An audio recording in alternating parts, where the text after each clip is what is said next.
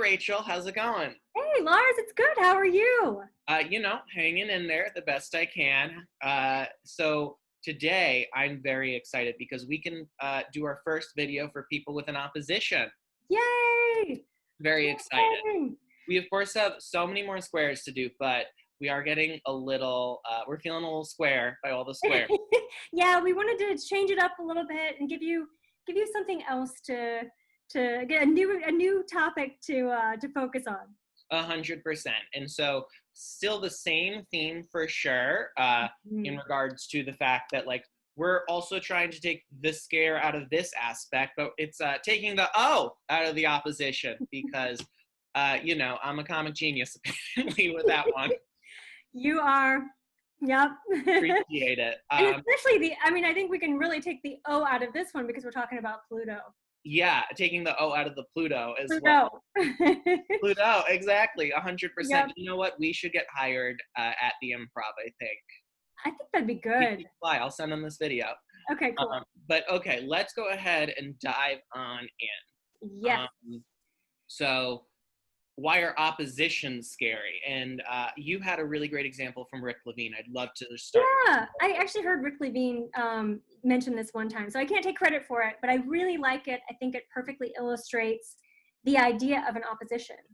And that is, and if you don't know who Rick Levine is, please follow him. You should. He's really incredible and a good friend. So he once said that oppositions are, the Earth is suspended between these two planets or these two heavenly bodies. And if you think about being in between two people, like if you're sitting next to two people, you can't see them. You can see them both in your periphery, but you really have to turn and look at one. And when you're looking at one, you can't see the other, and then vice versa. Amen. And so what happens with oppositions is that we're really here to integrate both of these parts and to get them to work together and cooperate in your chart.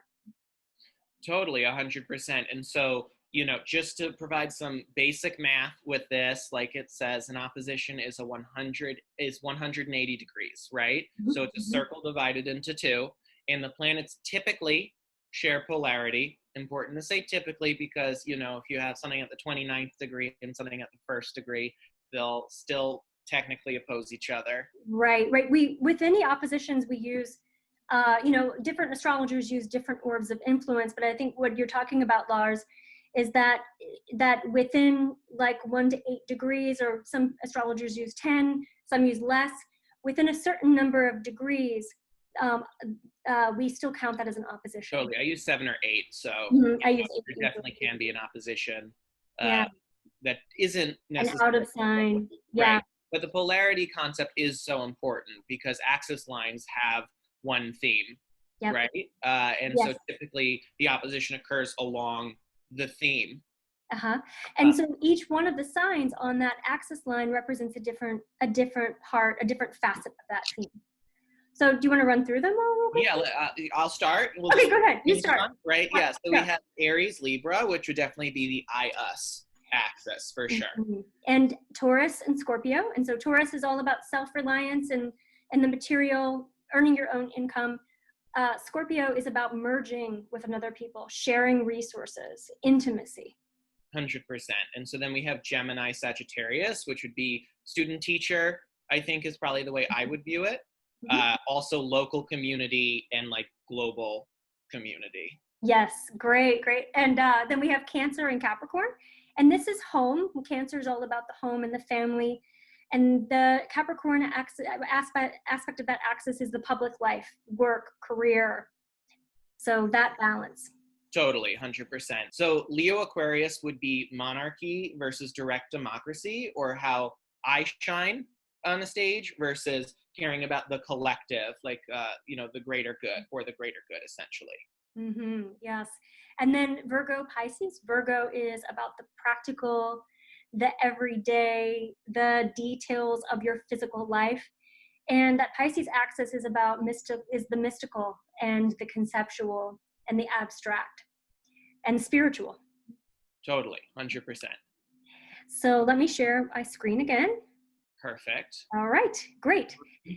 Awesome. Wait, So we skipped ahead a we couple. We did. skipped ahead Uh-oh. a couple. Okay. Okay, so what happens with oppositions, because they are on one axis line, and and because we can really only access one of those planetary energies at one time.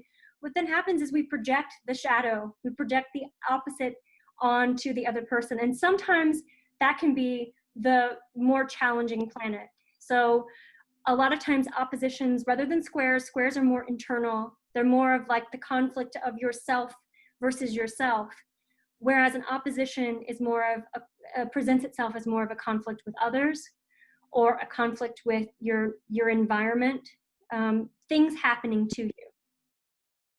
Totally. Yeah. And so what we're here to do, like we talked about, the is kind of like your Rocky montage. Mm-hmm. Instead, this would be more so learning to balance. Yep. I can't think of a famous person who had to balance.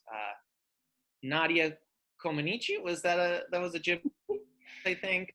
You gotta become like a gymnast and learn how to balance and integrate the two. Yep, absolutely. Okay. Great. Wanna Yeah, let's move run forward. into who everyone loves to talk about, Oh, Pluto. Pluto. Okay. I just think that there is something, astrologers love Pluto, or at least modern astrologers love Pluto, I guess. Unless they're going through a tough Pluto transit. Right, 100%. I think that's important to note.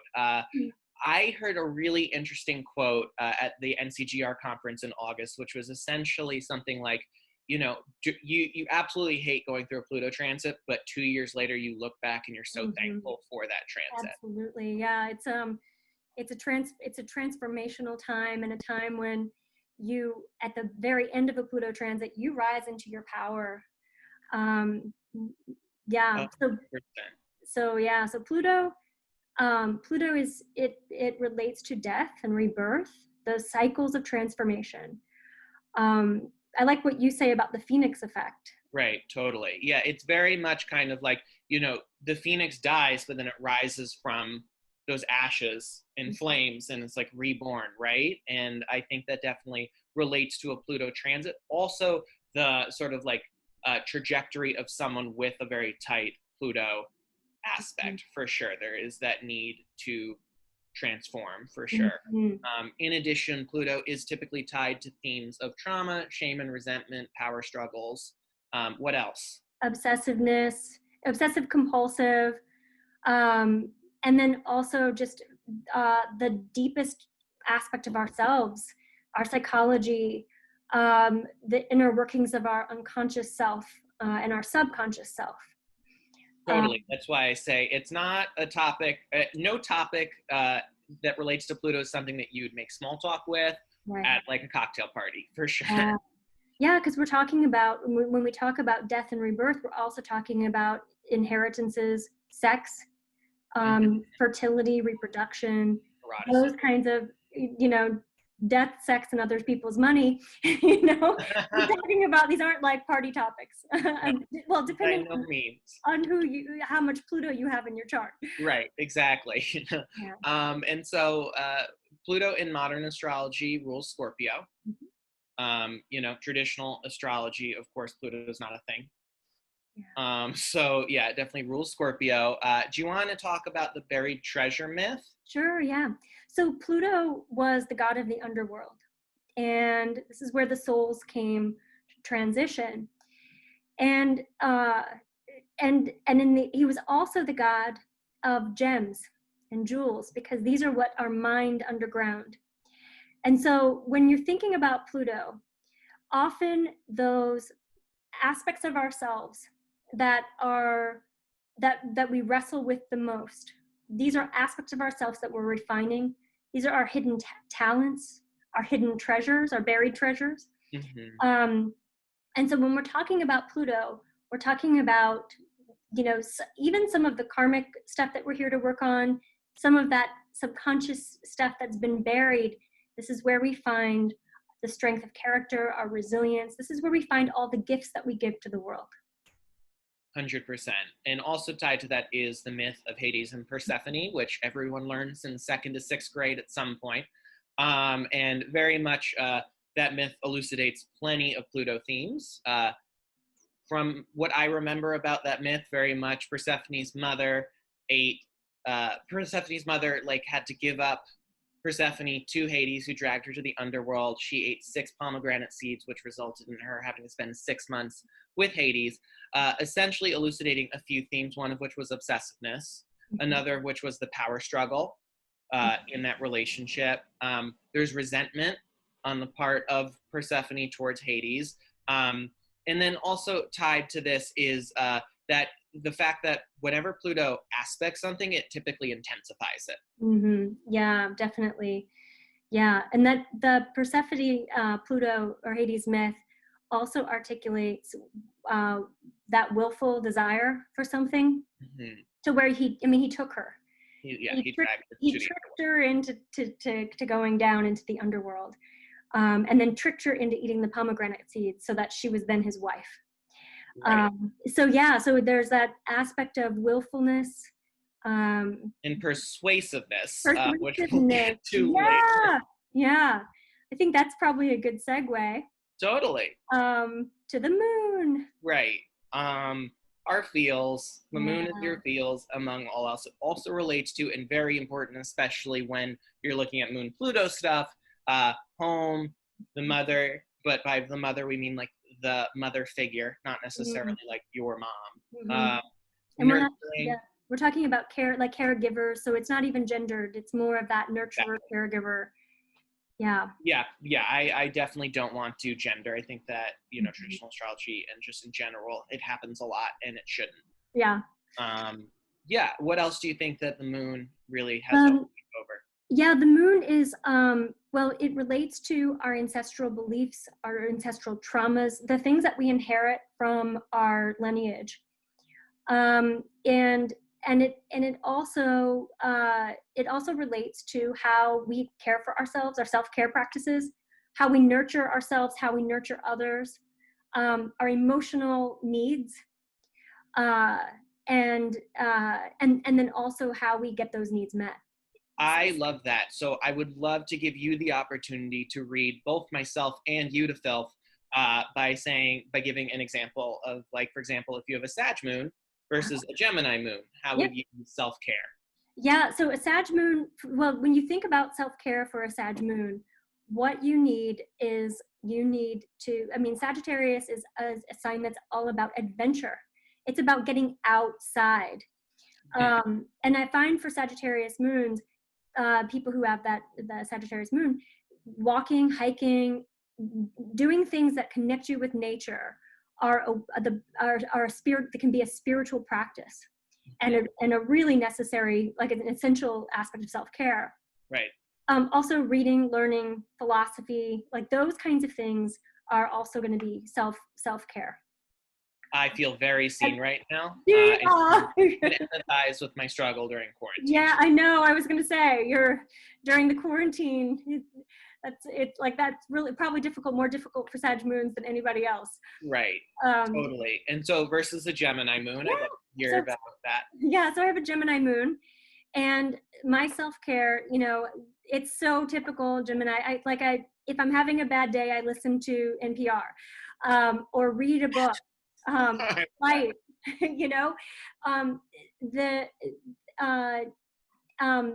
Connecting, like talking through things with people, but it's a very I gravitate toward being fed information, and I become a student when I really need to indulge in a self-care practice. Totally. I think that's great. And just like as an aside, because we timestamp these, if someone's just looking for like the moon component to this, very important to know your own moon, because this is one of the fundamental ways that astrology can just help you navigate life, right? Is like figuring out how you can best self-care. Yeah, definitely. And I'll be doing a webinar about this topic a little bit later. I do free webinars every month. So great, definitely. And where can people find more info for that? RachelLangAstrologer.com. Love that. Perfect. That's so important. We'll put that in the notes as well, because I have been a student of yours as well, and it has transformed my practice. So definitely, I will check that out also. Thanks. Perfect. All right. I included one more thing Cool. about, this is a perfect transition, by the way. Okay. We can go Okay. right into it. I included the bullet point shadow work just because of the fact that I feel like it is the transition into what we're about to get into. Yep. Yep. And not necessarily just like lunar stuff itself per se. I mean, it could be a bit, but I think that when you have the moon and the Pluto dancing, there is a lot of shadow work that is going to be happening. Absolutely. Yeah, yeah. And for those of you who don't know what shadow work is, it's basically working with the aspects of yourself that are unconscious, that are that often get projected out into other people, onto Right. other people. Totally. Yeah. Awesome. Are we ready to Are we ready? Let's do it. Event? Cool. So this is the main event, Moon opposite Pluto. Mm-hmm. When I see it in a client's chart, I get very excited to help them and learn about sort of, their story for sure. Do you want to dive into the first bullet point? Sure, sure. So often when we're talking about this aspect, there can be an early experience of insecurity or an early experience where it's not safe to feel your feelings. And so those deep emotions can be buried, can be repressed.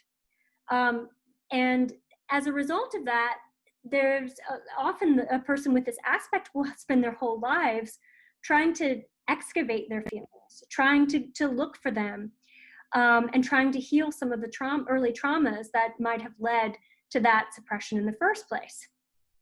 100%. Yeah, that fear of vulnerability is definitely real because it just probably wasn't safe for them to express how they were feeling, right? Yeah, yeah. And even if you had a good family, like even if you didn't have an abusive situation, this can still be a pattern to where you have, like, you're in your adult life feeling your feelings and being comfortable with them is something that's really it's what you're here, one of the things that you're here to learn. And this ties into how you were talking about oppositions are either man versus man or man versus nature, right? So like, even if you come from that happy family, it could be the man versus nature component as to why you didn't feel comfortable feeling your feelings. It could be a societal reason, right?